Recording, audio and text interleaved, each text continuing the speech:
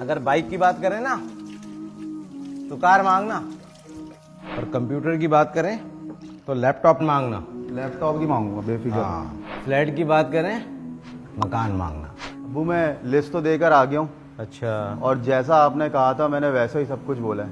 अच्छा। लेकिन अब्बू अगर उन्होंने इनकार कर दिया तो? ऐसे कैसे इनकार कर देंगे?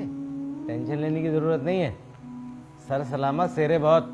अब बस वकास के इंतजार कर रहे हैं ससुराल से फोन आ जाए। और तबीयत ठीक है? ये ले फोन भी आ गई। जी अस्सलाम वालेकुम, मैं रिसीव कर लेता हूँ। चलो मियाँ, ट्रक आ गया है, रिसीव कर लेते हैं सामान। तुम्हारी तो लॉटरी लग गई। अरे बड़े मुबारक हो भाई, और बड़ी अच्छी खुशी की बात है। ये जहेज कहाँ है इसमें? खाली ट्रक आया है ये तो बिल्कुल। यार देख, ये लिफाफा डाला होता ना।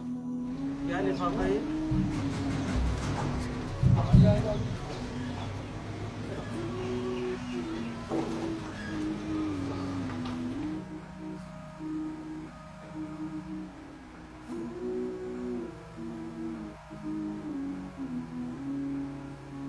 जहेज देना अच्छी चीज है, मगर आपने तो इसके नाम पर ब्लैकमेल करना शुरू कर दिया था। हमें ये रिश्ता मंजूर नहीं।